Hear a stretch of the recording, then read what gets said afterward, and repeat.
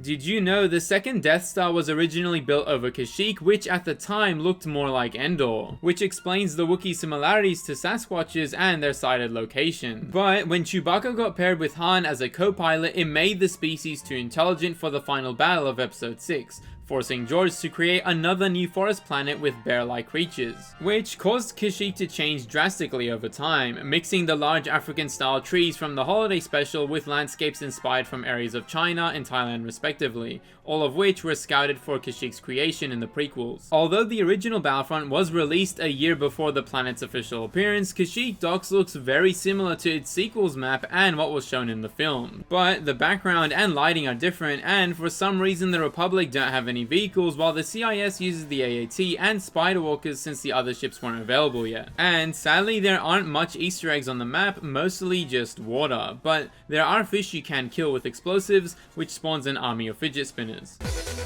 Speaking of which, unlike in Battlefront 2 where the droid base connects via a sand path on the side or these walkways above the beach, the original forces units to walk through the water. Now unless you're completely submerged, your character won't take any damage, but Droidekas are shorter than the water level, meaning they can't cross without blowing up unless they walk slowly outside of ball form, which takes forever. But even then, if the water gets chest level, it'll instantly blow up, being the only unit that does this. With that being said, water in the Battlefront games can also be pretty helpful, acting as a shield for your body. And although you can't shoot in water unless your hand is just outside, with the exception of the Droideka that can shoot from underneath the water, grenade fuse times are drastically shortened upon contact. Plus, on Kashyyyk Islands, if you completely submerge yourself in deep water and hold the grenade button, your character will hold a grenade in hand but can't throw it. This was a cut feature left in where you can hold grenades to throw it further. Speaking of which, Kashyyyk Islands' layout doesn't have a specific movie reference, instead it's just the devs' interpretation of the planet,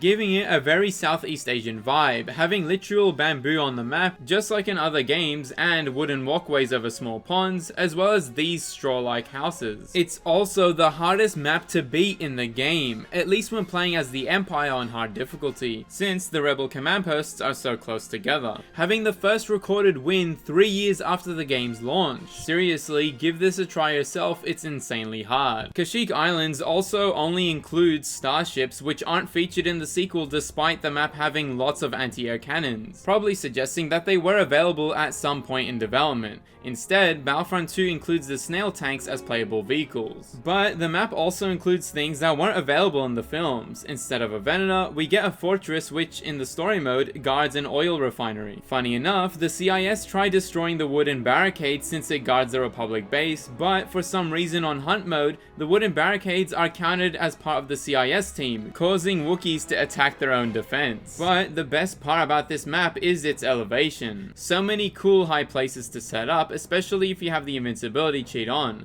You can use the trees as a ramp for speeders, or go out of bounds completely until you reach the map's edge. Funny enough, the same can be done in the reboot. You can either ride the invisible skybox, which gives you a decent view of the whole map, or glitch your way to the top of the trees, which takes much longer. It took me around 25 minutes for the whole adventure, but it's so worth it. The view looks amazing. This is definitely the best looking rendition of Kashyyyk we've gotten so far. And it's crazy you can still interact with the battlefield from up here, literally on the same level as the other trees. There's even another beach right next to the main one, and don't try jumping on the branch, it doesn't work. Shout out to Vader Gaming for showing us how to do the whole thing. Plus, just like in episode 3, they used a landed Venator for the Republic side, which you can fly through the hangar. Some areas of the original somewhat made it in the remake, looking so crisp and amazing. But sadly the snail tanks aren't playable, though you can see them in the background at the start of the match, as well as the Republic Juggernaut firing rockets like in the films. You can even go inside them to an extent which might be the first in any game. But other than some smaller details and glitches, sadly Kashyyyk doesn't have as much Easter eggs and exploits as other maps like Tatooine, which is literally played with so many different boundary breaking glitches that let you go completely outside of the map, or slip into the many walls that aren't solid and small gaps like Yoda Town, as well as much more other cool details. Find out more in this video here.